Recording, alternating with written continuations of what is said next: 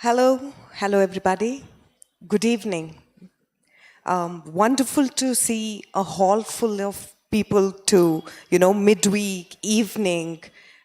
There's so many people here to listen to you talk and learn more about, say, history, say, brave hearts, and a lot of other topics that we'll be covering.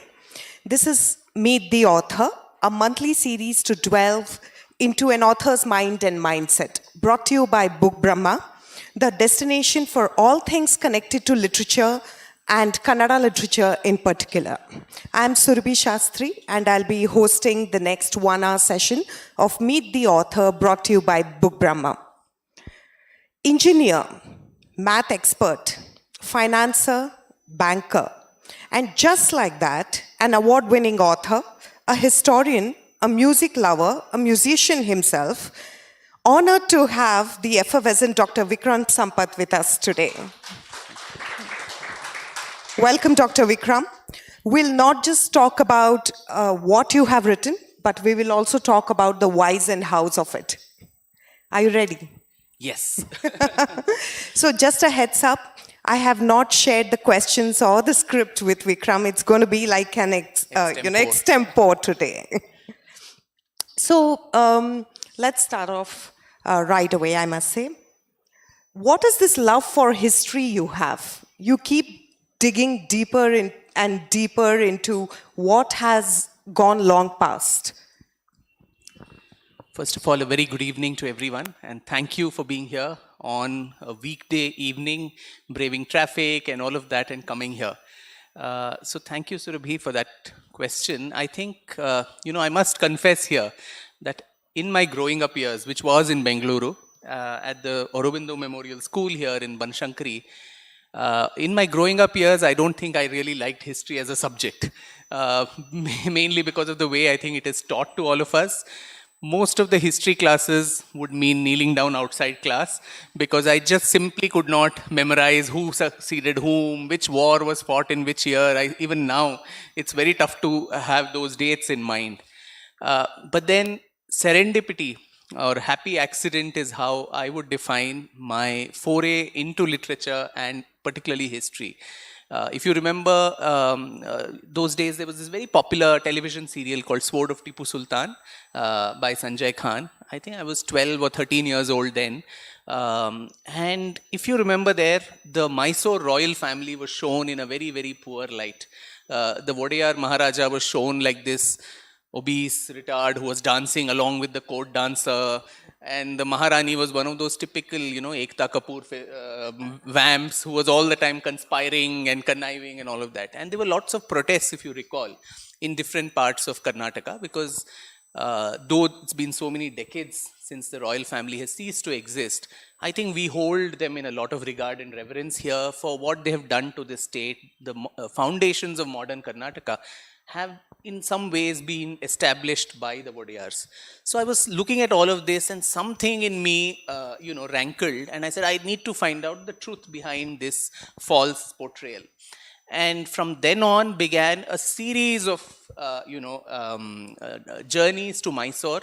We had nothing to do with Mysore. There's no family connection. There's nothing, there's some prarabdha karma, as they say, which leads you, your destiny leads you there. And every vacation thereafter meant going to Mysore, meeting members of the royal family, meeting local historians there, going to archives.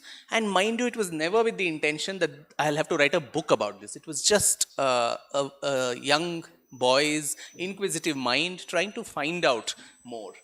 And slowly that interest graduated to the entire dynasty of the Vodeyars, from that one king, Immadi Krishnaraj Vodeyar, and his wife Lakshmi Ammanni. And then I realized that the Vodeyars ruled for 600 long years, one of the longest reigning royal houses of the country, and with so many firsts to its credit. And we did not have a single book, in modern times encapsulating the entire period of Indian history, which also, we can talk more about it later, is a very big problem, according to me, of Indian historiography, which is so Delhi-centric. Everything around Delhi and Delhi's dynasties we learn about, but the south of India doesn't, or the northeast, various parts of India do not get the importance that it deserves. So there was this famous quote by Toni Morrison which said, if there is a book that you want to read and it has not yet been written, then you must be the first one to write it. So I thought, okay, after 10 years of gathering so much of material on the Wadiyar family, the idea was to put it all together in the form of a book, and that's how it was 16 years ago that my first book came up, Splendors of Royal Mysore, The Untold Story of the Wadiyars. And I thought this is going to be a one-time thing, I'm not going to go back to this, but serendipity again, one after the other, led to all the other books that kept coming out, including one on Gohar Jan, one on Balachandar, and all of that. So serendipity is the short answer to your question. Wonderful. And look where you are today. We're glad whatever happened so that we can read your think books. I owe my literary career to Sanjay Khan. I'm sure someone will let him know.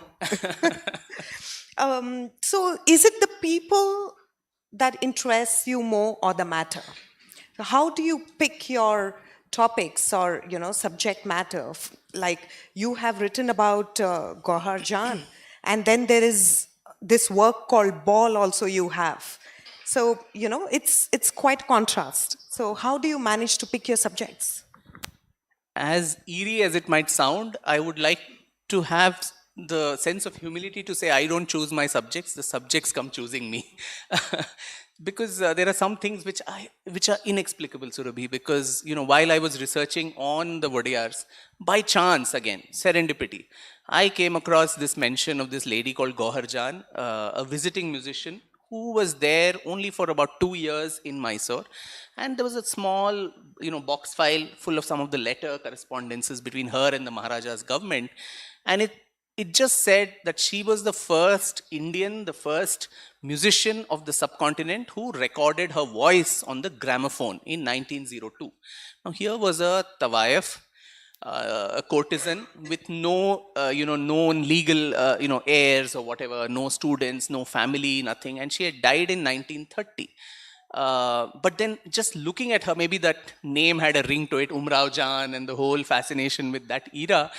I said her story deserves to be told, and just made up my mind in an instinct, not realizing how to go about doing this. I mean, a person may interest you, but then after that, how do you go about it? So the next 5 years of my life, I spent literally chasing her through the length and breadth of India, from Azamgarh, where she was born, to Banaras, Darbhanga, Rampur, Calcutta, Chennai, Mumbai, even Berlin, London, different parts of India and outside where she was, lived. And it was almost like investigative journalism to put together the different, pieces of this puzzle and to reconstruct the story of her life.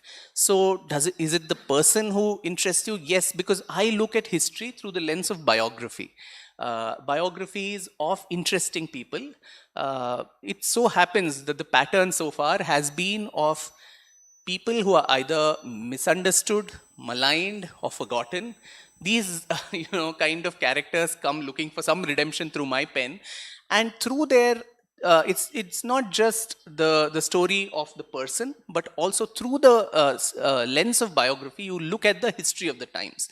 Now, most biographies have this very common subtitle called the Life and Times of so and so. My book also has the Life and Times of a musician for Gohar Jan. But most people only concentrate on the life. The times don't, feature as much. So the time part is where you look at using your protagonist. How do you look at the times in which they lived? How did they influence, their surroundings, and how did the social circumstances then influence their life? So it becomes a historical account thereby, and that I think gives you a lot of voyeuristic pleasure into going into the life of someone and then reconstructing the times through that. I often say, writing a biography is a little bit like falling in love. A lot like falling in love, not little bit actually. First you're fascinated by the character that you want to write about. So the first step is that it is fascination. Then, just as it happens in a love affair, you start chasing your love interest. You stalk every little bit about that person, every letter that he or she has written, everything about them. Sometimes you know more about your subject than the subject knew about themselves, because you have a 360-degree view about them. Their friends become your friends, their enemies become your enemies. There's a lot of affectation, there's a lot of that association, emotional association with the person. Sometimes in the course of the journey there is also disillusionment, just as in a love affair again, that you may break up. Things didn't work out, we were not compatible. So similarly, you may not write about it. Midway you think, my fascination was misplaced. But then if you still continue with the relationship, then the most important and difficult part, according to me, for a biographer is when you're committing the entire thing to print, where the biographer is called upon. He's an artist under oath, where he or she cannot. You need to have an emotional disconnect suddenly. Just see the conundrum. You've been so emotionally attached to this personality, and that's why you're doing all your research, your work.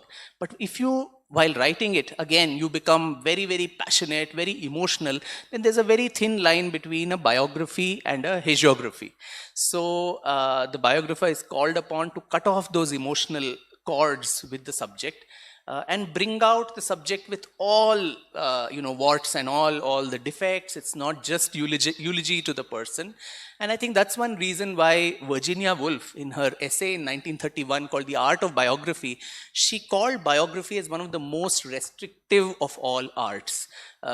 Because the restrictions that are there in terms of information, in terms of the author's own biases, attachments, despite all of that, is how a biography is born. And so it is a very difficult genre to navigate in literature, according to me. Much like Stockholm Syndrome. Very much, yeah. So, after you write your books and they're released and they're out in the market and people are picking up, you must be going through a lot of reviews that come to you, and you must be seeing how the book is being taken. So, what's the most common feedback you get when people read about these unsung, unheard heroes? Well, it is always mixed. A lot of them now, particularly, I have a new book out called Brave Hearts of Bharat, vignettes from Indian history. It covers about 15 unsung heroes and heroines, more importantly, a lot of women too, who probably were completely lost in the annals of Indian history. And, I've been going on almost, it's 9 cities now, 9-city tour across the country. And when I talk, and particularly I speak to a lot of young people, a lot of them are very fascinated, and they also feel a little cheated that why did we not learn about these people in our history textbooks? Why couldn't history be so interesting? Why we are a nation of storytellers. We revel. Our Mahakavyas, Ramayana, Mahabharata has been written, rewritten for centuries. We love to spin a yarn. And our history is so full of so much of, intrigue, romance, wars, deceit, every, drama that is possible. But the manner in which it is told to us, particularly in our growing up years, ensures that every Vikram is usually outside class, kneeling down in a history class, or you're forced to memorize and vomit it by rote. So I think the common review or the feedback that I get is, I wish our history textbooks were this interesting. I wish it was told to us in a nice story format. And honestly, Surabhi, the Indian way, the Indic way of what history needs to be, in this book I write about, there's a shloka that is attributed to Kalhana, who wrote the Rajatarangini, the one major documented history of Kashmir, where he says, Dharmartha Kama Mokshanam Upadesha Samanvitam Kathayuktam Puravrittam Itihasa Tachakshmate. The Puravrittam, or the narratives of the past, told to you in a Kathayuktam, in a story format, but it also needs to have an Upadesha Samanvitam. There has to be some kind of a didactic element, some kind of a moral fabric for society, do's and don'ts, what is good and bad and all that. And in the larger attainment of the Purusharthas, of Dharma, Artha, Kama and Moksha, That is itihasa. And so itihasa also in Indian context is it thus happened. That is what itihasa translates to. So I think we in India always had this very storytelling format, which is what you spoke about the bowls.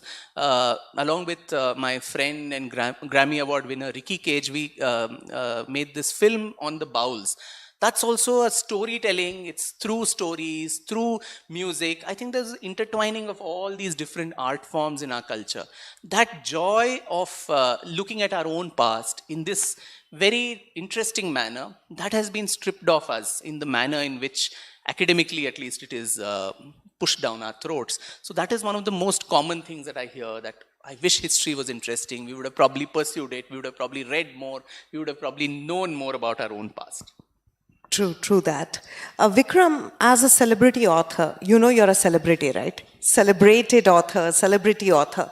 There must be a lot of allegations, false allegations, plagiarism, all kinds of, negative connotations coming towards you. So, as an author who has been writing books back to back, how do you take this and how do you keep moving? Water off a duck's back. I think that's the only way to survive in this, particularly the world of history. I think it's got so polarized on ideological, grounds today that everyone instantly wants to put a label on you.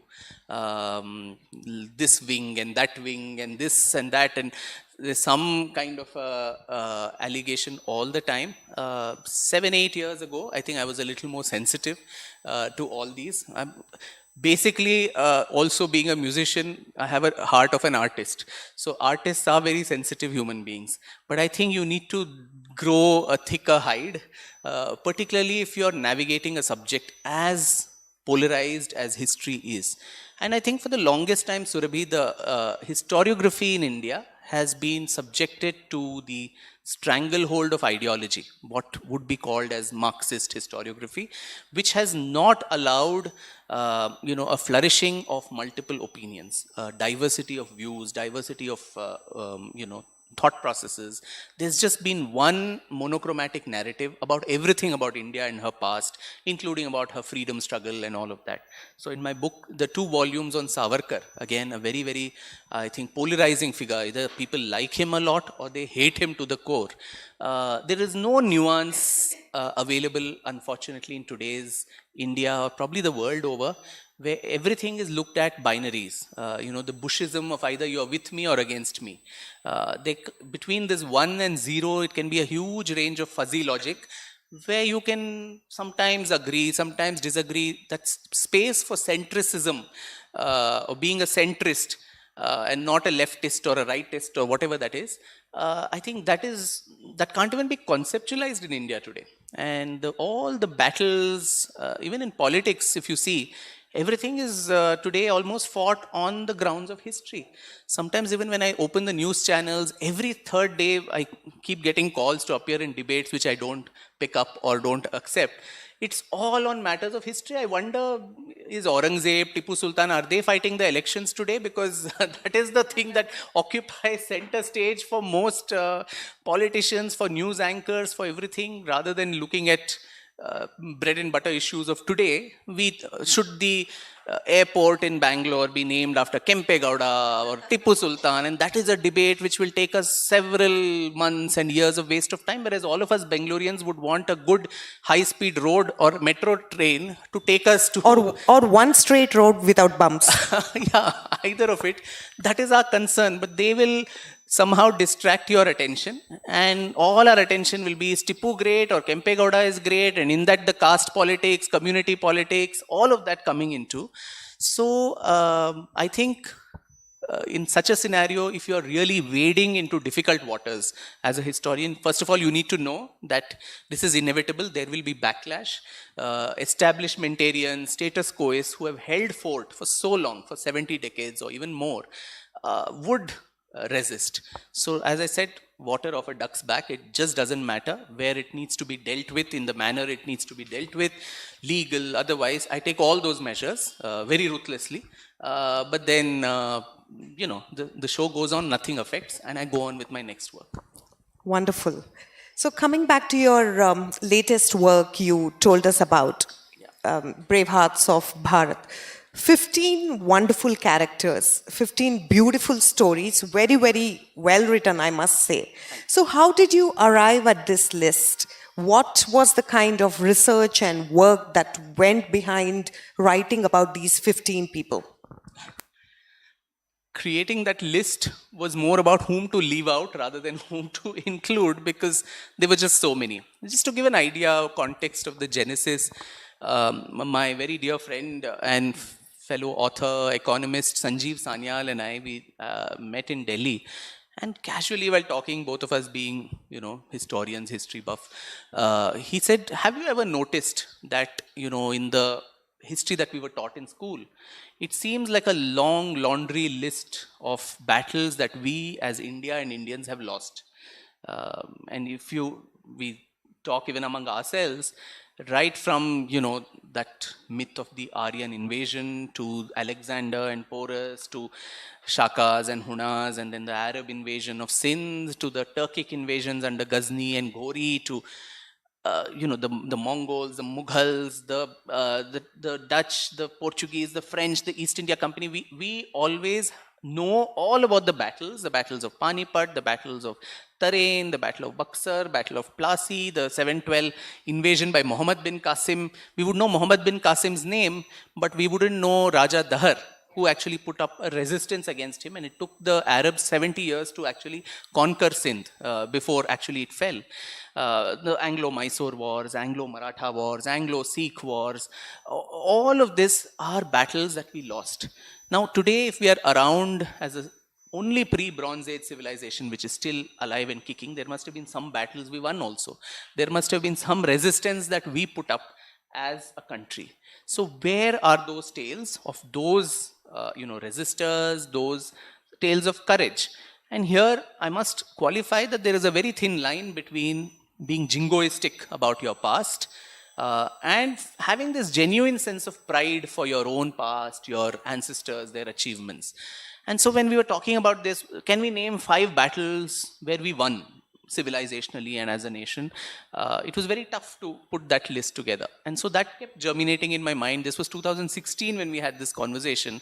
And I kept thinking about it. And then also these other problems that Indian historiography brings to the fore, which, as I mentioned, the highly Delhi centricity of our narrative. And that's probably not just in history, it's in everything, right?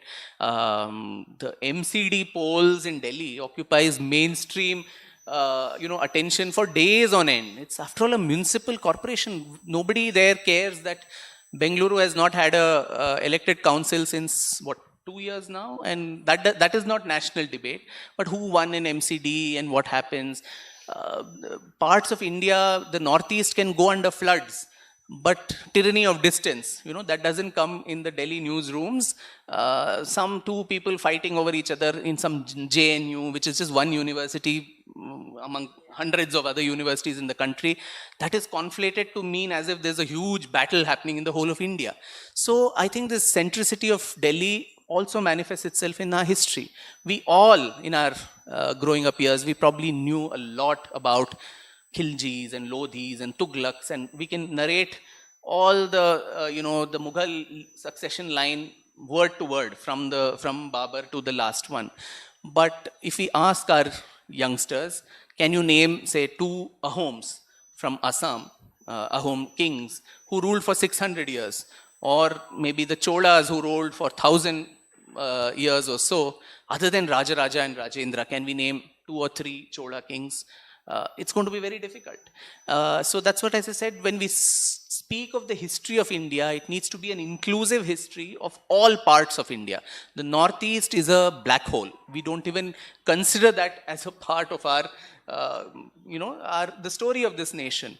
I don't know, even in our growing up years in geography, when we had to mark all the states, I think beyond Bengal, we didn't know how to mark those 8. Now there are 8, right? I mean, something we would just do like this, and then even now, the capitals of all the 8 states, it doesn't come to us immediately. And why should that be? That's an integral part of this nation. So I think the idea behind this book was also to bring all those different regions of India which have been typically ignored in what is mainstream historiography. And another important element, which was that history always remains his story, where her story doesn't get the importance that it deserves. Women do not get and that's been traditionally so over centuries. So the 15 people that I selected were from across the nation. Lalitaditya Muktapida of the Karkota dynasty of Kashmir. Uh, I don't know if it rings a bell in most people's minds. Nobody would know. But he was known as the second Alexander and the second Samudragupta, who actually kept the Arabs at bay, completely from entering India beyond Sindh. You had Rani Naiki Devi of Gujarat, who defeated Muhammad Ghori in what is known as the Battle of Kasarhada in 1178. Rana Kumbha of Mewar, who was an unvanquished ruler. He never lost any war in his life. And he built what is probably the second longest wall in the world after the Great Wall of China, the Kumbhalgarh Fort. Rajendra Chola and Rajaraja Chola, as I mentioned, who extended India's sphere of influence beyond today's boundaries to Maldives, to Sri Lanka, to Sri Vijaya in the Malay Peninsula. Rudramma Devi of Warangal, who was one of the important rulers of the Kakatiya family there in Andhra. Rani Abbakka from our state of Karnataka, from Ullal, who defeated the Portuguese. There were 4 Abbakka Deviyaru, all of whom offered a very strong resistance to the Portuguese. Kanhoji Angre, the Maratha Sarkhel, or the naval commander, who created a very strong naval presence on the western coast in Konkan and so on. Banda Singh Bahadur from Punjab, who created the first Sikh state, 70 years before Maharaja Ranjit Singh. Lachit Barphukan from Assam, again a general of the Ahom Raja, Chakradhwaj Singha and Jayadhwaj Singha, who defeated the Mughals in a comprehensive manner in what is known as the Battle of Saraighat, so much so that Kamrup could never be occupied by anyone coming from outside. Similarly, who else am I missing? Martanda Varma from Kerala, Travancore, who in what is known as the Battle of Kolachal in 1741 dealt a death blow to the Dutch East India Company. So much so that the Dutch ambitions of colonizing India were completely thwarted, and they could not, regroup themselves after that defeat in the Battle of Kolachal. In any other country, I think Martanda Varma statues would be there at every street corner, but then here, other than someone from Kerala, I don't think anyone would know who Martanda Varma is. Then Bhagyashri Jayachandra of Manipur, again a Meitei ruler, Meiteis of Manipur, who established the whole this thing of Vaishnav Bhakti and the Ras Leela, Krishna Bhakti there, even to this day. Ahilyabai Holkar of Indore, Chand Bibi of Ahmednagar, Velu Nachiyar from Shivganga, who was the first woman to give a spirited resistance to the English East India Company, and actually won and also got back her principality of Shivaganga. And the book ends with 1857 with Begum Hazrat Mahal of Awadh, Lucknow. Lucknow was the last bastion which gave the most spirited resistance to the British during the uprising of 1857. But Begum Hazrat Mahal is not given as much, I mean, she doesn't feature much in our imagination as her contemporary Rani Lakshmi Bai always is the main face of 1857. So these were the 15 that I chose. As I said, there had to be a geographical. So we've covered almost most parts of India. There's still Odisha is left, Bengal is left, Nagaland is left. I mean, there's Himachal, Uttarakhand. Those don't feature. But, stories of courage and valor, men and women balance, 8 men and 7 women, and a geographical spread across India. That was the main criteria. Maybe in your second volume you can cover the rest. There's been lots of requests for a sequel to this book, and maybe those others will be covered. Yes, but it's very nice to see the number of women you have included in your list of 15 characters or 15 people that you have showcased. How was it to learn about these women in particular? Our country, we all know the kind of patriarchy the country has seen and endured and witnessed and grown up with, right? And you have chosen almost 7 to 8 women to be featured in this book. What were the kind of learnings? Good question. So, patriarchy, I mean, in India, I think there's no clear answer to anything. Were we patriarchal? Were we not? It's yes and no. And I'll explain why. Some of the characters, it was a revelation for me. Like, starting right from the 14th century, the first woman whom I feature, the second one actually, is Rudrama Devi of Warangal. Here was a girl who was born to Ganapati Deva of the Kakatiya dynasty. He had no male heirs. So he brought up his daughter as his successor in what was known as a Putrika Yajna those days, where your daughter could become like your son. And he concealed the gender of the girl, who was taken away to a far-off fortress where she was trained militarily. And of course, once she came of age, he could not conceal her gender anymore. And that was when he, declared that this was my successor. And both of them jointly ruled the Kakatiya kingdom till Ganpati Deva died.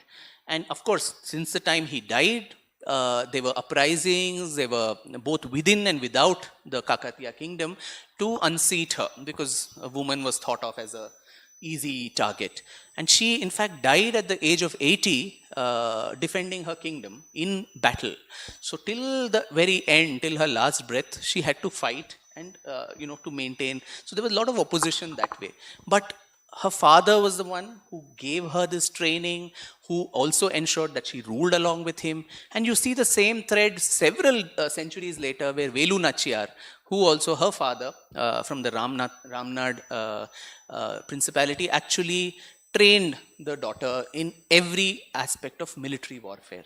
You come to Ahilyabai in Indore, a fascinating woman, who her father-in-law Malharrao Holkar, he's gone somewhere, and he spends the night in a village in some place, and there he comes across this little girl whom he finds very, very intelligent and smart, and instantly he asks for her hand for his son in marriage. And the father agrees, and they get the Khande Rao, the son, and Ahilyabai, they get married. But after that, the father-in-law ensures the complete education of the daughter-in-law, gives her complete training in statecraft, in management, finances. He keeps her abreast of all the political developments that are happening in the country at the heights of the third battle of Panipat. This is the era. And she knows more about everything than the son. And the son dies midway, and all the son's other, wives commit sati. But then Malhar Rao requests Ahilyabai not to commit sati, because you're the backbone of my kingdom. And she takes over as the queen of Indore after his death. So there are examples like this also. But then there's the other side also, where the charge of patriarchy could also rest, where, someone like a Naiki Devi from Gujarat, a Chalukya Solanki princess, who, as I said, defeated Muhammad Ghori, someone who was so invincible in the Battle of Kasarhada in 1178. But even her own contemporaries who write, in Prakrit, in Sanskrit verses of the time, they mention she was the regent of a small little boy who was the king, Mool Deva the second. They give all the credit of the battle to the child, saying, he won the battle and so on, but she was leading the charge. And most condescendingly, it is written that Ghori, the Hammira as they call him in the text, Ghori was so weak that even a woman could defeat him. Not giving credit to her or to her, great, her strategy, her military prowess. But if the opponent was strong, then would not have been defeated. So there is this looking at the woman from that lens too, where there's constant opposition, and all these women had to fight those battles to survive.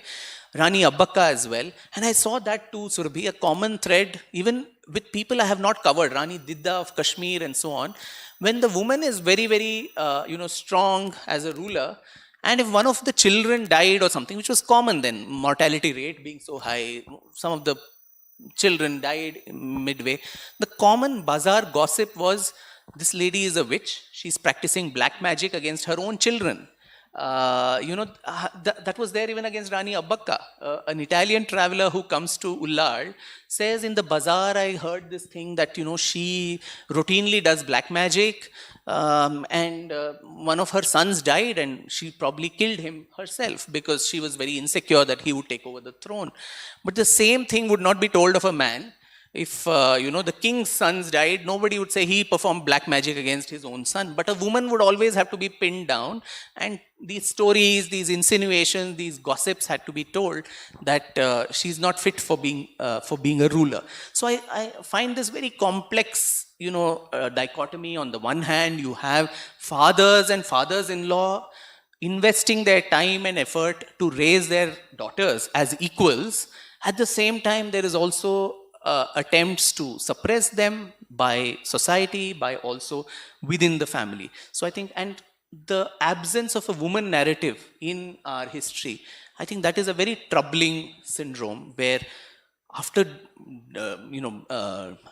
undertaking such a decisive war, if Nike Devi, beyond 4 lines, she doesn't find a place in our history books or in our chronicles, not only of today, but her own contemporary chronicles, I think that says a lot about us as a society.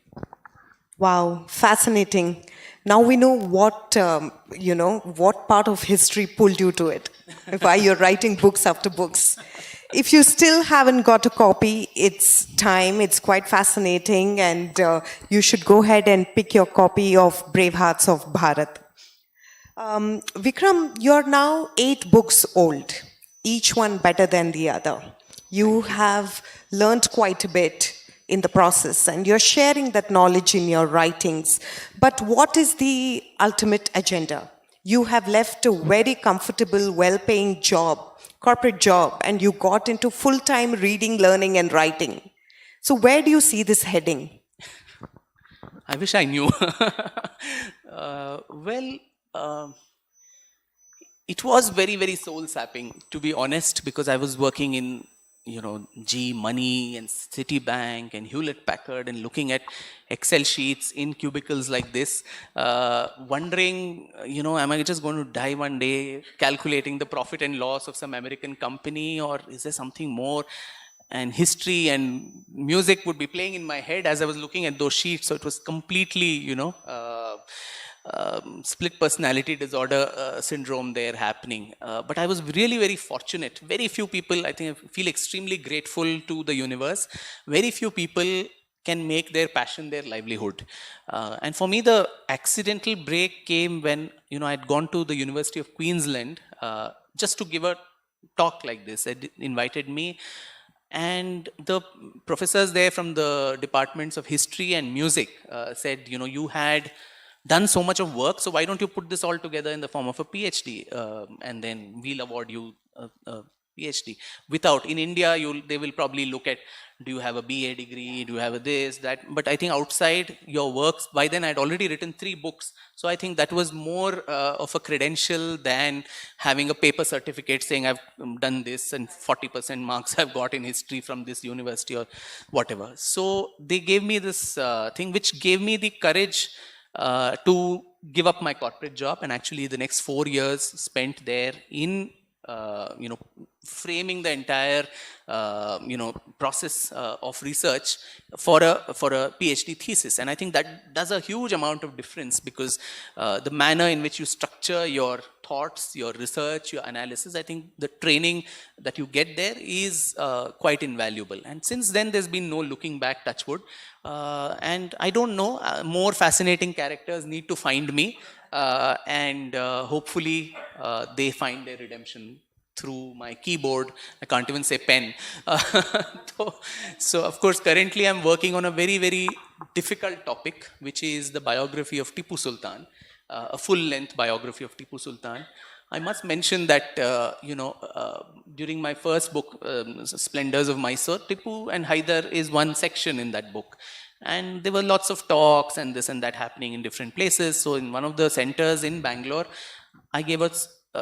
they asked me to speak about the interregnum period of Haidar and Tipu. And in the middle of that conversation, I was actually reading out some of Tipu's own letters to his commanders and others, talking about destruction, about conversions, about all the atrocities that were committed. And I don't know what happened. Suddenly, a section of the audience, they rose in protest. There were paper rockets thrown. There were all kinds of things done. And the organizers, thankfully, Usha was not the organizer. They had to literally, abort the session and take me away to the green room. And my poor father was sitting in the first row, and some Tipu fan club or some crazy group, they came and thrust those pamphlets in his hand and also gave him a threat saying, you have an only son, so if you want him to live long enough, you better take care. So, and that night all hell broke loose at home, because my mother literally made me take an oath that you're never going to talk about Tipu Sultan again in in Bangalore. And here you are writing a biography. Yeah, and just, in fact, coincidentally, just 2 weeks later or a month later, Deccan Herald was doing a series on Divans of Mysore. I thought that was a safe topic. And it started with Purnaya. And so Purnaya and Tipu's very difficult association, what were the reasons why he left on 1 day or 2 days before the siege of Srirangapatna. All those things were mentioned there. And a lot of work from Setu Madhavrao Pagadi, from Professor Suryanath Kamath and so on, where apparently Purnaya's own daughter, he was the Diwan, the Prime Minister of the state. While she was going for a ritual bath in the Kaveri, she was raped by some of the soldiers, and then Purnaya was so outraged and asked for justice for his daughter. And Tipu is supposed to have told, and this was what Professor Kamath showed me the details of, that he is supposed to have said that once the pot breaks and the milk falls out, and then the dog drinks it, you can't put it back, so I'll take her into my harem. And that kind of enraged the father in Purnaya, and that could be one reason why he defected or so on. So there was something around this, and that led to so much of protest that in MG Road, I think my effigy was burnt, the copies of the paper were also burnt, demanding an apology and so on, which I said over my dead body, I'm not going to give it, because I have references for it. I have scholars who have told me this. I'm not making it up myself. So all that, I think, furthered my mother's apprehension, like any good mother would. But then today, my mother is no more, so I think the oath to her also doesn't stand. So I broke the promise, and I hope from wherever she is, she'll protect me in case, I'll have to take asylum outside India or something once that book comes out. I don't know how it's going to pan. Maybe in Northeast, since many people don't know. Maybe in Northeast. Yes. You don't have to go out of the country. You can still hide in the same country. Hopefully, inshallah to that. So, on the whole, Vikram, what does literature mean to you? Now you have dwelled into history, you have written about heroes, known, unknown, and all kinds of people. But does your interest also peak towards, short stories, fiction, science, tech, numbers? I thought that was a word Data. I gave up to come here.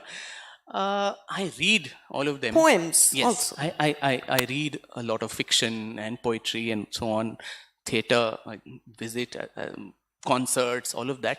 But I think my heart has, dwells in history, because, as I said, the history of India has a lot of untapped potential. There was a phase where I think mythology, what we would call mythology, was the hot favorite of the times. You had authors like Amish Tripathi and Devdutt Patnaik and Ashwin Sanghi and others writing those days on our own, mythological stories made in a very brought to us in an accessible way. Today, I think, a decade later or so, history is the new, hot property. If you go on social media, young people are constantly debating, discussing, fighting. blocking each other, etc., on matters of history. So I think there's a lot that can be spoken about. There can be a lot that can be revealed, because we don't realize, Surabhi, why, especially in our growing up years, the importance of this discipline. Most of us, I think, don't even study it beyond class 10 or maximum class 12. We branch out into the sciences or commerce or whatever else, and this is just like that. But then our entire identity as a nation, as a civilization, and what have we come from, what have been our mistakes of the past, what have been the success stories of the past, which can guide us as an inspiration. Unless we have that, I think charting out a course for the future would be very, very difficult. Even a China, I mean, created this grand Chinese narrative to say what is it that we were doing in the thousands and thousands of years of our existence. Whereas I think in India, we've really not invested so much in that proper understanding of our past. So if destiny has in some way serendipitously chosen me to do that, I'd rather stick to that task, which itself is a lot to do in one lifetime. There's so many stories dying to be told and so little time. So I'm frustrated with myself that I can't write more or do more, because each one is just not sitting somewhere and writing. It also involves so much of research, so much of travel. And so far I've been a one-man army. I don't have a research team of younger people who can go around and do things. And so I'd rather stick to that, which is what I would like to believe is my core competence, rather than branch into something. It's very tough for me to, write about emotions and so on, which is what a novel would probably force you to do. Some things are better left experienced than written about. And so I'm scared to actually even wade into those waters. That actually sort of takes me to the next question I actually wanted to skip, but I'm going to ask now. Please don't skip.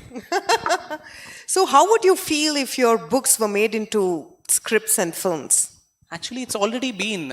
So, the Gohar book was adapted to theatre by Lilith Dubey, and Mahesh Dattani and I wrote the script for that together. And Rajeshwari Sachdev played the role of Gohar, and it was quite a successful play, so to say. It was staged in Bangalore also and went even to UK and the US and so on.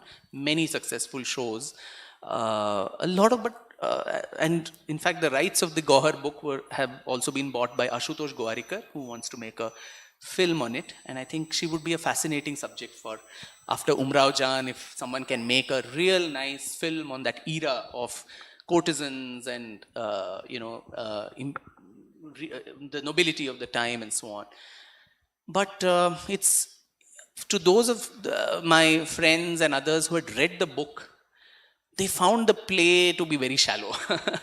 And I think we saw that even with, say, the Da Vinci Code and so on, right? I mean, adaptations from books to other forms like theatre, or if you're seeing only that and you've not read, It always disappoints. You always feel the book was better, because of course the limitations of the medium, where a film director or a theatre playwright has limited time to finish everything. There's limitations of scale. Plus the freedom of imagination. Correct. Here, it's the reader's imagination.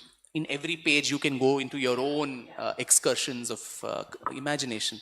I think there the problem always exists, but I think it's a symbiotic relationship. So those who saw the play, then a lot more people got to the book and started reading it. So I think that way it also works. So a lot of people have now told me that this Bravehearts would make for a very ideal Netflix kind of a series. That's exactly why I asked. Yeah, 15 episodes on each of the 15 characters. And I think the time has come where all this drama, all these stories of courage, romance, valor, all this is part of mainstream discussions and conversations. You want to say inshallah once again? Yes, inshallah, tathastu, and amen, to be most secular. Yes. Vikram, as you see, there are a lot of young people here today and a lot of people watching too on our social media channels. This is being relayed live. Yeah. As an author, as someone who has written so many books, What are your, I won't say pro tips, but what does it take for a writer or an author to have best-selling books? I mean, what's the kind of hard work that goes behind it? That's again a googly. You see, I mean, today the this fascination with bestsellers and so on, that kind of uh, supersedes the work that goes behind. Maybe I'm old school, where I believe that the subject and as an author, your belief that that story needs to be told, that needs to go beyond the formulas of what is a bestseller, what is selling now, and on similar structure can we write our own. I mean, there was that phase, right, when Chetan Bhagat, of course, came out with his books, and then there was a flurry of my days at IIT, my days at this place, Bits Pilani, my alma mater, so and then some college romance. So people think, okay, if this is like it happens in films, if there's a formula that works, everyone wants to do something similar. I think as an author, so as I said, sitting in that palace, dusty palace archives in Mysore, when Gohar Jan's name rang a huge bell in my head, literally forcing me to pick her up as a subject of discovery, little did I know that that book would change my life. I could have thought, is this going to become a bestseller? Who is interested in reading about the life of a Tawayef who died in 1930? It's going to be boring. There's no precedence of similar books which have done well commercially. If you get into all of that and you don't invest your time, your effort, your emotion and energy into the subject which you believe strongly that this story deserves to be told as an author, and only go for the formulas and commercial considerations, it can be very short-lived success. But all my books, I've not even thought about whether this will work, this will sell, this will not sell, and they've turned out to be bestsellers, again serendipitously. Where I think that belief that this is a story dying to be told, only then you will have the enthusiasm to present it in the best way to people who can read, be excited, inspired, educated by it. I think that is important, and that is the only. Be honest to your trade, to your craft, and when that passion comes in, that I need to tell this, then you put your complete effort into resurrecting that story. And then what comes from the heart reaches another heart. You don't have to do extra efforts to actually ensure that, there's a lot of marketing jazz and this and that you need to do. That is essential in today's information overload age, but that doesn't become the centerpiece of an author's life, which sadly, to a large extent, has become in many cases today.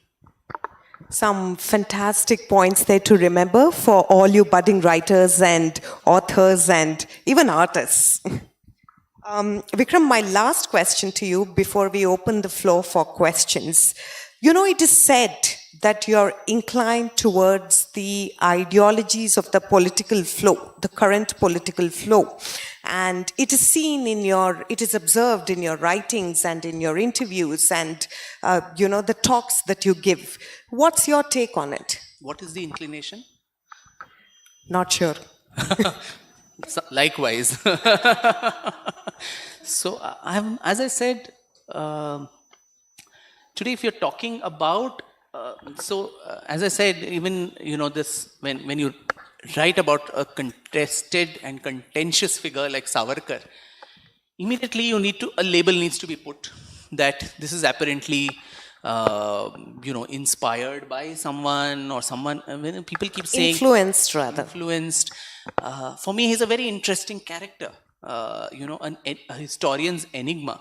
So is Tipu Sultan.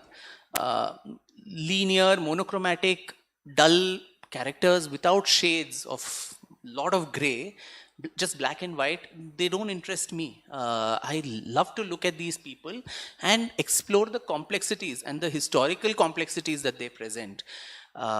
So when I constantly on social media and other places, people say, "Oh, you're on some payroll of someone." I'm like, show me the money, honey. Where are those bills and checks coming from, and from whom? I wish it was coming, other than, of course, my publisher, the royalty statements. But myth that someone is sitting there and patronizing so-called narratives, I think it's a myth. Nobody is doing it, and it is people who want to look at their past in their own way. In the two books on Savarkar, a lot of Savarkar fans were a little upset because I've been critical of him and his decisions as a leader, particularly in the second volume, where I've not taken a very considerate view of his many omissions and failures, which is how it needs to be. If he's a human being and not a god who can never fail, there has to be areas of differences and failures also. And as I said earlier too, a biographer's role, if he's true to his craft, he is to present all this in the most dispassionate manner, which is what I've tried to do. But as I said, in this lack of nuance age, where people want to put labels on others and define, and I think he belongs to this camp and that camp. I mean, it's so tedious now that you just ignore it and you go on with your work. Let whoever speak whatever they want. You continue with what you need to do. As long as there are people reading what you're writing, as long as your work is relevant, as long as it's being talked about, it's better to be talked about than even be ignored. So as long as that is happening, I think there is a role to play. Fantastic. Very well said. On that note, we are now open to taking questions. Okay, we have quite a few hands up.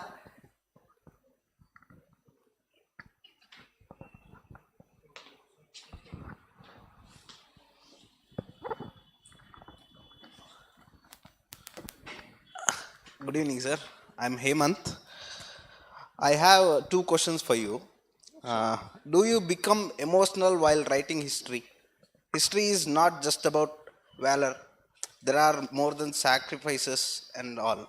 And the next, regarding your next book, there is a book called Tippuina Nija Kanasugalu, wrote by Adanda Kariyappa, sir. It has already made a lot of controversy and temporarily banned. Yes. So what are your plans for the next book? As I said, I'm actively looking for asylum. Thank you. In the Northeast, or go a little across to Australia where I did my paper. No, you're right. So to the first question, yes, it does, it does rankle something within you. Even this book, when I was writing about people like Banda Singh Bahadur, the kind of atrocities that he and his, little child also faced, the stories of the invasions of Somnath Mandir, the manner in which it was broken, all that I cover as a part of this. Obviously, as an Indian, it does something deeply within you. But again, as I said, a biographer, a historian, is bound by oath to not sensationalize that, to kind of put it in an as much as an objective, unemotional manner. You can feel emotional, but it should not come out in your writing. The writing needs to be as, maybe a historical fiction work can bring all those emotions out, which you feel, also translating maybe on paper. But I think just the factual details is enough to make the reader emotional. I think they need to be emotional more than you becoming emotional about it, and then you trying to either justify or take judgments. A historian, according to me, is not a judge. So including on Savarkar and so on, I've just presented the facts. For me, a historian is a person who illuminates the archives. All of us have busy lives. Those of you who are not into historical research, perhaps, that you may not be interested to go to an archive and look at things. That's my job. I bring out those things, I illuminate it and make those presentable to you. And I should trust the intelligence of a discerning reader to make up her mind which way she wants to tilt. I don't need to spoon feed and tell everything that this person is bad or good. You read the facts, you make up your mind. I think that dispassion is very essential in a historical account. Otherwise, it tends to get biased. It tends to also become hagiographical. And yeah, the other book, I have been reading it myself. I've not seen the play, But yeah, it is going to be a tough. But that's the whole thing. We don't allow, on the one hand, we have initially William Kirkpatrick's translations of Tipu's dreams, which later was again fictionalized and made into a play by Girish Karnad and so on. We allow that, we should allow another viewpoint also. There has to be two views. This whole issue of censorship, of banning, of forcibly putting down a voice, I think that's very, very antithetical to what a democracy needs to be. Good evening, sir. My name is Rangnath. Very glad to see you. Sir, Thank my you. question is a very basic one. What is the importance of knowing our history and how will that be impacting us in the present? Like I think I mentioned also in the course of the conversation, please sit down. Thank you. That it's a mirror. To me, history is a mirror in which we can identify ourselves as a nation, as a civilization. And unless you know where you have come from, you will not know where you need to go. Unless you know about both the achievements and the failures of the past, you cannot take corrective actions or you cannot get inspired. So I think this whole thing that we have too much of history. So let's forget about it. Let us make a rupture with the past and build a new future. I think that never happens. You need to go over even uncomfortable aspects of your past, which is what I think we have done in India, where a lot of uncomfortable truths have somehow been whitewashed, covered up, in that false mirage that somehow it's going to affect contemporary society, contemporary politics, and so on. And history has been such a captive, casualty of contemporary politics. I think an honest, I say this often, a truth and reconciliation commission within ourselves, or with our own past, I think that is very important to heal as a society and to move on in a proper manner. Yeah, hi. My name is Sunil. Okay, so the question is that it's easy for the left to accept the current narrative, which is the current history that is taught to us in the school. But when authors like you write the other part of the history, even the right finds it difficult to accept because we've not been taught. We've been taught about Savarkar is bad, Gandhi is good. So, how do we, kind of come out of this? That, there has to be history of both sides, good and bad. Good and bad is left and right, or what? No, I was just joking. No, but it's very difficult, right. for me. I mean, No, I got the gist of your question. That's a very fundamental issue. I must mention here that when the British started writing our history, you had James Mill, who wrote this first, The History of British India, where he wrote a very, very damning, it was called one of the most definitive works on Indian history, where every bit of it was disparaging of India, her traditions, her civilization, her past, everything, her culture. Now, at the heights of colonial rule during the British times, a lot of Indians gave rebuttals to this narrative that James Mill had written. And since we were under the British Raj, openly they could not publish a book. And a lot of these people came from Maharashtra. And they wrote, and I'm talking about the 1840s, 50s, that 19th century, second half. They wrote anonymous letters to newspapers under the false name of the first Hindu, Hindoo, in the way. The first Hindu, the second Hindu, the third Hindu, where they rebutted everything that James Mill had said on the basis of a lot of facts and documents that they had. And that somehow slowly, starting from Maharashtra with historians like V.K. Rajwade, Bhandarkar and others, it gave rise to what is known as a nationalist school of historiography. And that's the whole delicious irony of it, that even during colonial times, we had an alternative version of history possible. But sadly, after independence, the alternative voices were ruthlessly suppressed for various reasons. And that can be an entire discourse in itself as to what the reasons were. and particularly first the Nehruvian version of history, which I think in a way what I spoke about, the rupture from the past and rebuild. Let's forget all the bad things. Let's not talk about the bad things. Let's only, talk about, syncretic, elements and this and that, without making peace with that. That ruled the roost for about 30 years. And by the 1970s, you had, especially once Indira Gandhi came to power, you had the left agenda, which got deeply entrenched in academia and in the writing of history, where completely that older school, the Marxist, the nationalist school of historiography, was completely sidelined. People lost their livelihoods, their careers, fellowships, all of that, if you towed a line which was different from what was the mainstream. And that is very, very unfortunate in a discipline like history. And why I say that is, for me, I often quote this. We all, read this poem in our growing up years, The Blind Man and the Elephant. Right?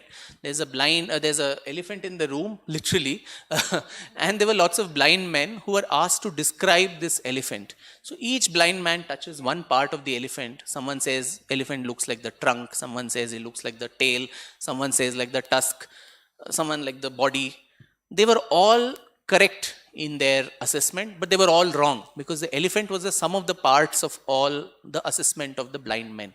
To me, history is that elephant, and all of us historians are blind men who are trying to touch different parts of that elephant and trying to reconstruct it.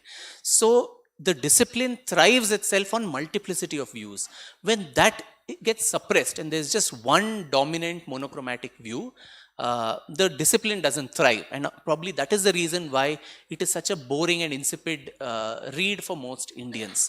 Now the tide is changing, where a lot of people who are not part of the system per se, people like myself who have consciously stayed away from the university setup despite several offers to join and so on, because I value my independence. I value, as an independent researcher, what I'd like to do.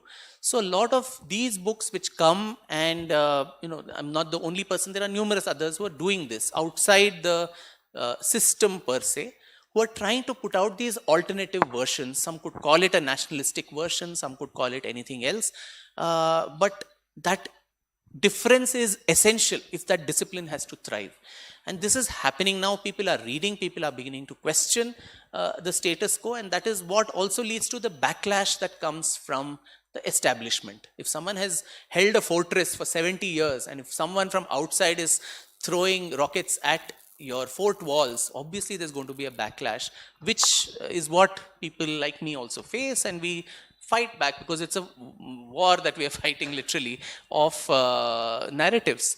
So for the reader, I think the best way is to read all versions of that history, and then, as I said earlier, make up their own discerning mind as to where the meat of the matter is, where the truth, because as I said, the truth is a very subjective conclusion that you can lead to. Each person's journey towards that truth can be different. So read as much, read from left, right, center, top, bottom, whatever, this thing is there of the spectrum, and then make up your own mind as to where you tilt on a subject or on a particular theme. That's the only way out. But that multiplicity of opinion is important, both for the practitioner and for the reader, in my view. Good evening, everyone. Good evening, sir. My name is Raj. I have a basic imbecile question. Basically, I have a simple imbecile question that... Please keep the mic closer to you. It is not a question, but I just wanted a quick suggestion from you, because I just started, I had inclination toward history during COVID. I started reading books, different books, because we had time to do that. So my simple positive question, outcomes of COVID.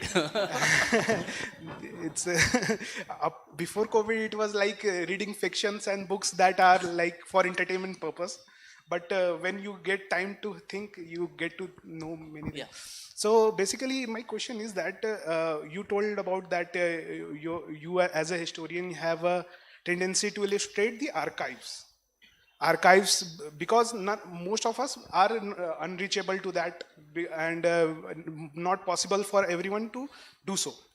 So basically, when you take any history lesson or read anything from history, there is a, you connect timeline from thousands of years, and what if there is a missing timeline, like there is no archives or no documentation of that, which is fact from the basics, from the root of that area, and you want to know it, and but the only place you get to know it is from the opinion facts of other historians or scholars, which are not from here. They have just gathered the information, and after they have taken away that information, the history is gone because of some reason. Like, take an example of 700 years or so of history. I belong to a place called, my ancestor belonged to a place called Nalanda. So when I came to know about Nalanda, so I was very disappointed that there is no actual fact from the people of that place. So how do you basically know about, if you have an eager, like what was actually happened? Because we are intended to go to the conclusion directly based on some historians whom we even don't know. Like, what if they are presenting their own opinion toward the subject, or just trying to be funny about the situation that happened there. So this is one, and second is that when you collect these data, so do you take your principle as an opinion while forming the result? Because you said that truth is subjective. So how does it go? It is just wanted suggestion. Great. Thank you. Wonderful question. I think the kernel of that hits at historiographical research and what it is. Now, let me just elaborate that, you're right. Sources can be multiple. So it's not just the written sources. They could be, epigraphical sources, inscriptions, coins, manuscripts, folklore, and I'll talk about that in a bit. All of these sources are there. Now, particularly in a country like India, where we've had centuries of invasions, destructions. When Nalanda was ransacked by Bakhtiyar Khilji, it is said to have burnt for 6 months. 6 months, the manuscripts there were left burning. There was that amount of wealth there. Of course, it's a different issue that today the station outside Nalanda is called Bakhtiyarpur in honor of the man who ransacked your Princeton and Harvard and Stanford. That's another issue. But, so these sources would be destroyed. The sources are fragmented. And a lot of biases also come there. Like if a court historian is writing, written source cannot be taken at its entirety. So court historian's role would be to eulogize the Maharaja or the Nawab and so on. He would be given money to do that. So he's writing that. Now, this source comes to a modern historian. Now, the modern historian approaches the subject with his or her own limitations. One is, of course, our own biases. Any human being who says he doesn't have a bias is lying, because we all have our biases, this way or that way, some way. We can try to limit it, but fundamentally we do have biases. So the modern historian's biases come into view. My own, lack of competence, your lack of knowledge, say, of the language, Sanskrit or Arabic or Persian, to read it in the original and make sense of it, rather than depend on a lost in translation source. So those problems also come. So the source that is there, the event happened, and the past, by virtue of being the past, is not present. So you have to depend on sources. Now, the first filter is the sources are fragmented, they are compromised, there's intervention. That fragmented bit of the source comes to the present person. That person comes with their own limitations. So second filter, it goes through another level of limitations.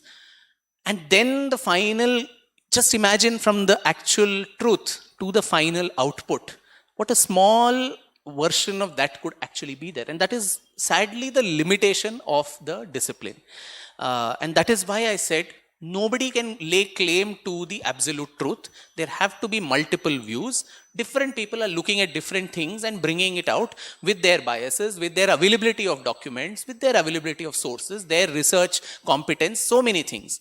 So that's why multiple views of the same subject always helps to form an opinion. Now, when actual written material may not be available, how do you reconstruct?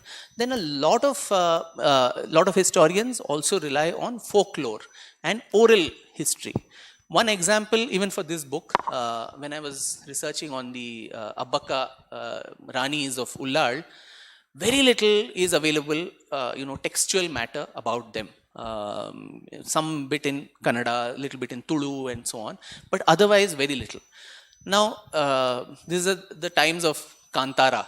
So, I was very fortunate to actually witness one such Bhuta Aradhane, ritual. Someone from the Chauta dynasty actually invited me there when I asked them to go and see this.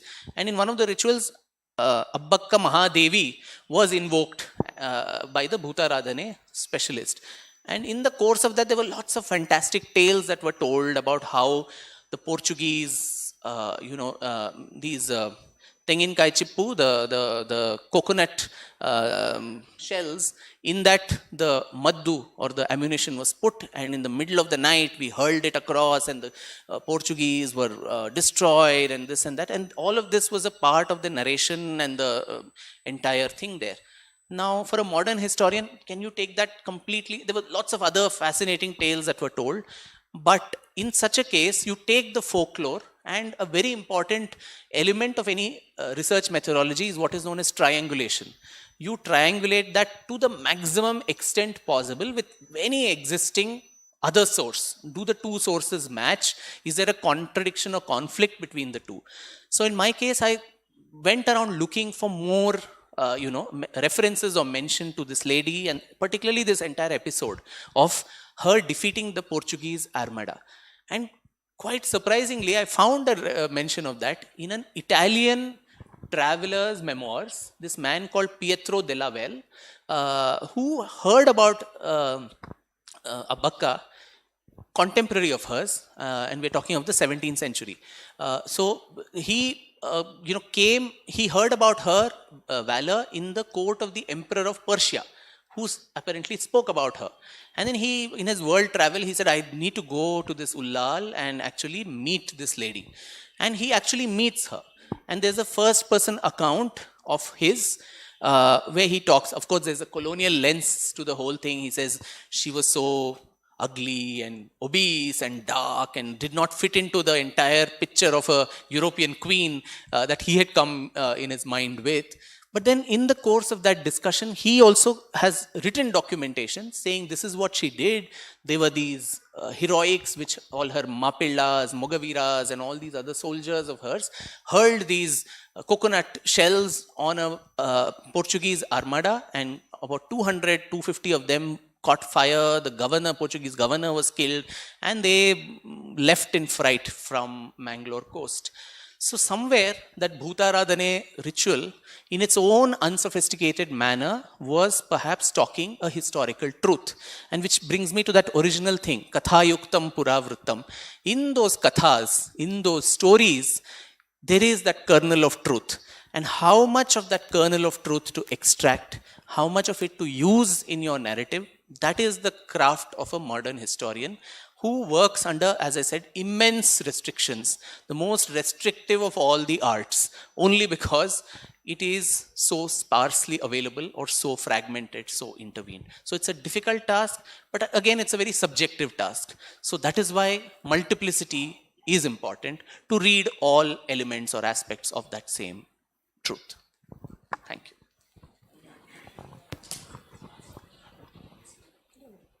Namaste, Vikram sir. So, this may be a continuation of the question itself. So, truth many times will be bitter, and history is not always truth, but it always plays a major role in building of a new generation of a nation. So, how should an young citizen of a nation feed it the history? I mean, how should a young citizen of a nation feed it the history so that it brings a very good nation or a very good generation? Right. And one more question. Sure. So, finally, who is your history guru? Because, I mean, you have already said that you were kneeling down when history was taught in the school. So, I just wanted to know. Thank you. My poor history teacher in school, I think she gets a lot of flack all the time. I think she must be regretting punishing me so often those days. Yeah, a lot of people whom I genuinely respect and read. The second part I'll answer first. R.C. Majumdar, whose seminal, I think, 10-volume, The History and Culture of the People of India, or something, that's what the series is called. I think that's a huge landscape that paints the entire history of this nation. There's also a 3-volume history of the freedom struggle, which I would urge people to. Now, finally, these books have come in print. It was out of print for so long. Now, people have reprinted those, and these are available. There's an interesting, as a digression, interesting story behind that history of freedom movement also. After freedom, the Nehru government set up a committee to write the history of the freedom movement. It was just a few decades after independence, so material was there, people were there. And R.C. Majumdar was given the task of heading that committee and writing this history. Now, this man said, look, I am not going to be a Darbari historian. I am going to write the good and the bad. I'm not going to be singing praises to the Congress or to Gandhi and all of this. I will be very critical. And so quite summarily, this man, who was one of the most celebrated historians of the time, he was shunted out from that committee. And there was someone else who was put, who had very little to do with history, Tara Chand or some other person, who became the head of this thing to toe a certain line as to what the history of the freedom struggle should be. But R.C. Majumdar said, to hell with you, I will write my own book. And so he wrote not 1, but 3 volumes of that, the history of the freedom struggle. So he's a great person whom I respect, Neelkant Shastri, there's Sitaram Goyal, Dharampal, and in more contemporary times, people like Meenakshi Jain, who I think done a lot of seminal work. Her book, The Battle for Rama, I think it gives an entire history of the Ayodhya conflict and various aspects to it. Now, to the first question, I think, if I understand, how do the young people need to look at their own history? Now, there again, I had this very famous discussion with a very erudite politician in one of those media conclaves, and by chance, the cat came out of the bag, where he said history was marshaled to the task of nation building, where I don't think that is the role of history, honestly. And in particularly, the history that was crafted post-independence, we had come out of a very bloody partition, the scourge of partition. There was bloodshed, violence, mayhem, and 2 nations were created on the basis of religion, ultimately. So, to create this part of the nation, the history was marshaled, as he said, for nation building, where uncomfortable truths had to be pushed under the carpet, only because modern times there should be no conflict and so on. I think that was an error, in my view, because today's communities, today's generation is not responsible for the atrocities of the past. Period. No group today should either identify themselves particularly with barbarians, with invaders and all these characters. And conversely, to make today's communities feel secure to live in this country, you don't have to whitewash those atrocities and present those characters as saints. That does a lot of injustice, I think, to the discipline of history. And this whole, I think S.L. Bhairappa talks about it often, where he says that the edifice of national unity cannot rest on the shaky foundations of fabricated history. You can read all these things in your textbook that nothing happened, but when you take your child maybe to Hampi or Konark, and you see all those mutilated idols and mutilated whatever, and the child is going to ask, who did this and why? What answer are you going to give? That was his, article where he as a part of the NCRT, when he tried to say that we need to tell this truth. The South Africa, after apartheid, they had this whole truth and reconciliation, where there was Ubuntu. Desmond Tutu brought out this Ubuntu, where the victim and the perpetrator were brought face to face, and they say, I forgive you. This is over. That is part of healing. Here it's a civilizational wound. Will Durant had called, American historian had said the conquest, Islamic conquest of India is one of the bloodiest chapters of human history. So it is a fact which you cannot fabricate, you cannot wish away. Your history cannot be wished away. And both sides, I mean, even when people like the Karnataka government says, we will remove chapters on Tipu Sultan, I think that is foolish because you can't wish him away, whether you like him or not. He is a part of your history. So the good, bad, and the ugly about anybody on your past needs to come to the young person today and make peace with that past. And the biggest lesson from history is those mistakes of the past should not recur. So to communities who feel they identify with some of these invaders, they should be told that this is not your icon. These are not your heroes. You were probably as much a victim as anybody else in this civilization was. And so I think that is a very important lesson that history needs to give. Let's not make it, sanitize it in such a way that it is palatable for today's politics, for today's society and so on. Tell the truth as it is, stare it in the face, get done with it. We have a very troubled past, so just get done with it. Otherwise, if you keep putting muck under the carpet and you put some deodorant on it and you think it will not stink, someday it will start stinking. And today all these battles we have, renaming roads, renaming this, breaking that, it is happening only because of that, because we've not told our past in the way it needs to be told and truthfully. So I think that needs to be told, and dehyphenating today's groups with any invaders and barbarians and all of that, that is very important. To me, that is how a young person should approach the history of India.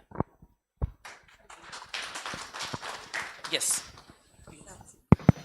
Hello, sir. Hello. Namaskaram. Namaskaram. Sir, firstly, thank you for this book, sir. It was, I feel a lot of pride reading about the brave hearts, especially about the 7 women brave hearts that you have written about. I think I understand what true feminism of India means when I read about them, so thank you. So my question to you, sir, is a little bit about the history. When we read about Kanaji Angre, we understand the strength of the maritime warfare and the strength of the naval bases in Maharashtra.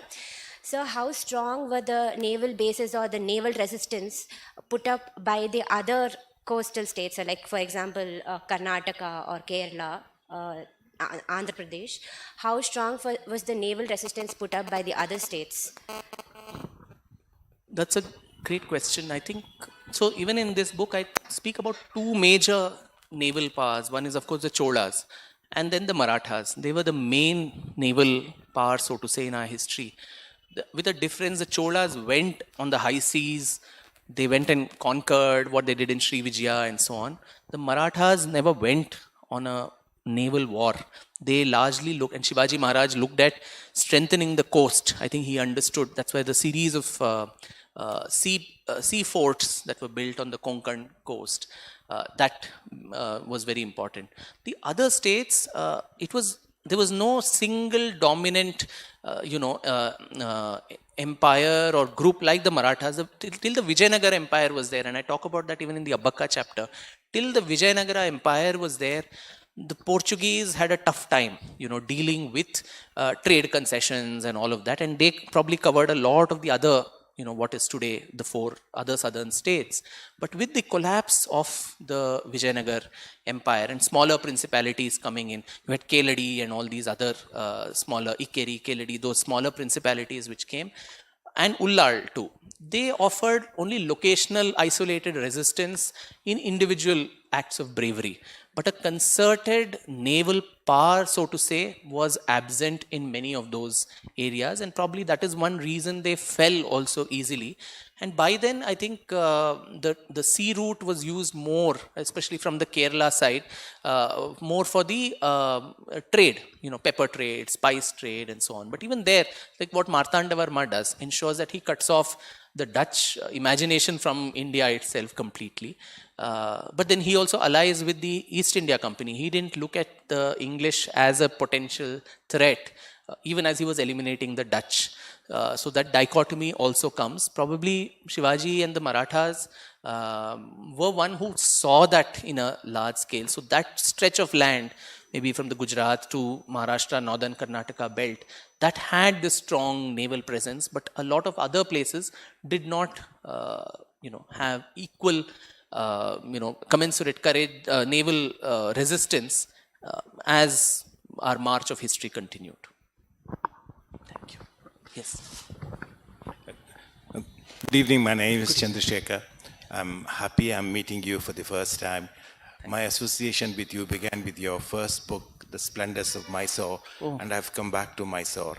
Oh, wonderful. You say that history deals with facts but not with emotions, but reading Gauhar Jan made me intensely emotional, especially her last letter to the Diwan of Mysore, the Yuvaraja of Mysore who went to Mumbai and brought her. Eventually, her letter it stopped at the private secretary to the Diwan. So this is by way of comment that history can also be emotive. Secondly, I have another question. Yes. That is, we as, I'm a post-independent product, and in our school, we were told and taught we were under the British rule, who were foreigners, and this country fought against the British, who were from outside. But it's only now that history of the British, ever since 1608, since they landed in Surat, and what has happened, things have been coming out. And the first book, I think, was Will Durant's The Case for History, and a lot is being written. And my friends in England, I now hear that there is a new awakening. That is, although many people say that they should not be blamed for what their forefathers did, but there is another stream which says that we should be aware of the colonial history, not only in India, but the world over, wherever the British ruled. So you, as a historian, how do you look at the way the British ruled and how we have been taught about the British and what exactly the facts are? Will it be the subject matter of another book? Thank you. Thank you, sir. Thank you. Thank you, sir. That was very, very kind of you. And I'm so touched that you remember about the Gauhar Jan book, which was written 12 years ago.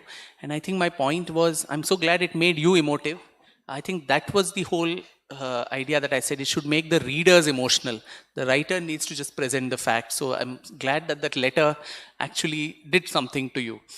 The second one is a fascinating question. I think Dr. Shashi Tharoor also, when he wrote The Inglorious Empire, and he had a lot of discussions, particularly in the UK. There's a historical amnesia where I think in the schools too, the colonial in the UK, they don't even talk about the atrocities of the British Raj. And sadly, I think a lot of people in India too think that when you talk of the British Raj particularly, it's only the benevolent aspects of it. Oh, they brought us railways, they gave us education, they made India, otherwise we were not even a nation.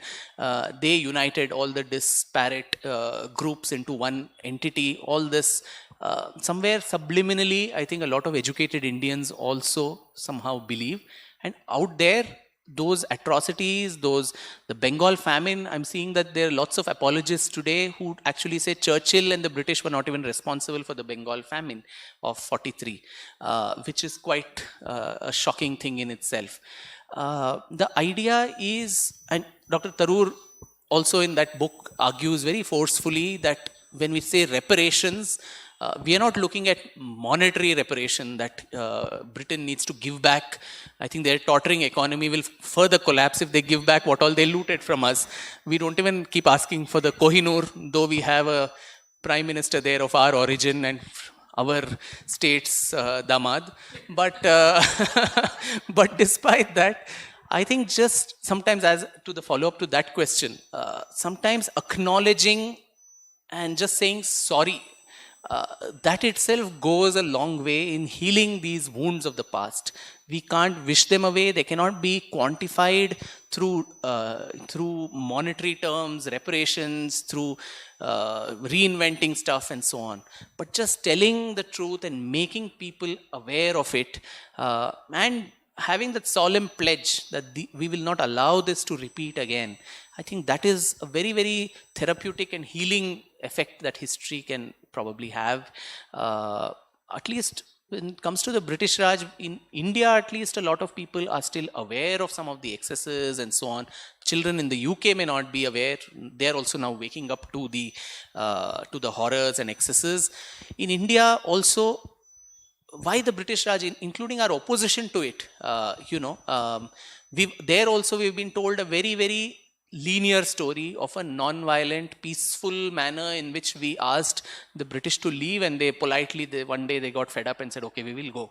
So, but all through, from 1857, the first uprising, till the 1946, what is unfortunately even called today as naval mutiny, and should have ideally been called the last war of independence, that entire period, we had an unending stream of armed struggle, violent, uprisings against the British, revolutionaries in different parts, the Sashastra Kranti that was offered.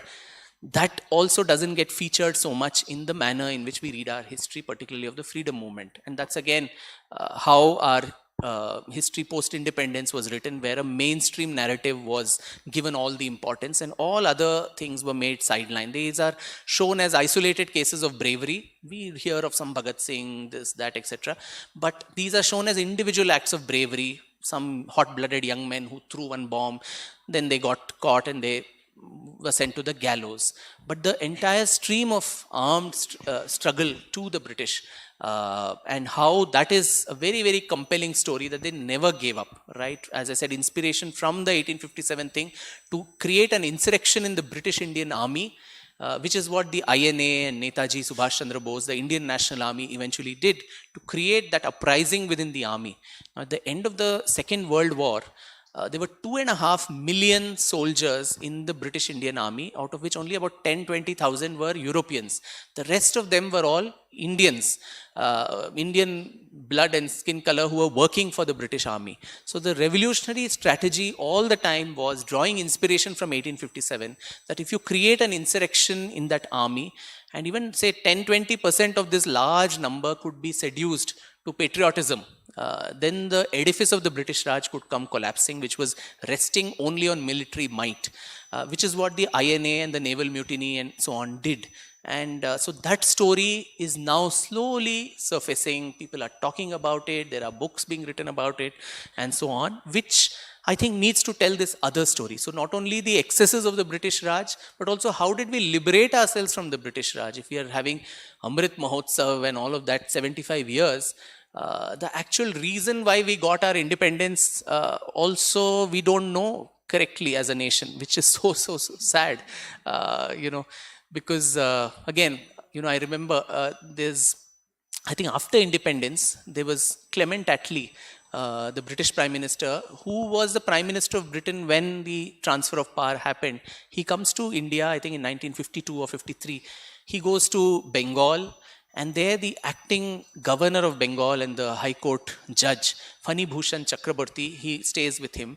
And Chakraborty writes in his memoirs, it's a documented fact of his memoirs, where he said he spoke to Attlee, and all of them were a little astonished that why did you leave in such a haste? We didn't expect that you would probably give us freedom.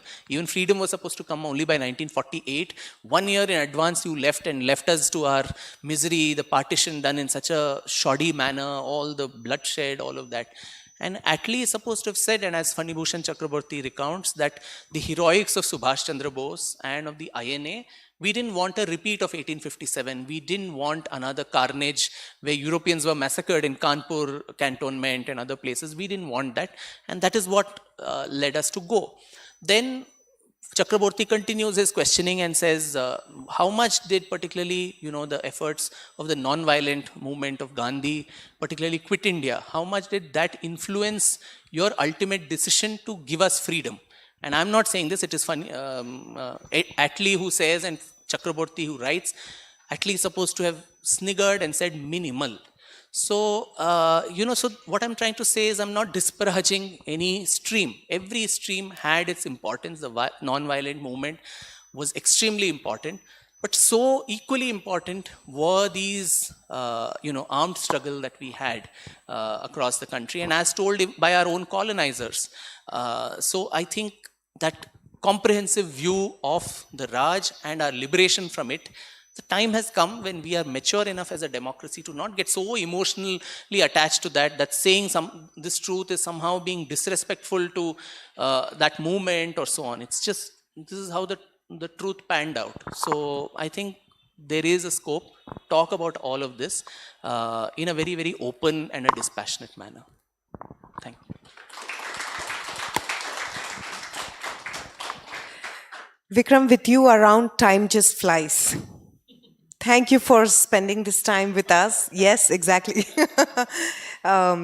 Wonderful talking to you. Wonderful knowing so many facts and, snippets from the history.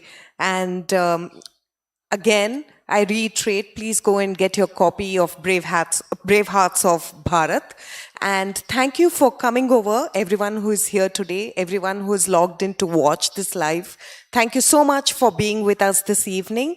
We will see you again at Meet the Author, another fascinating book. And good evening.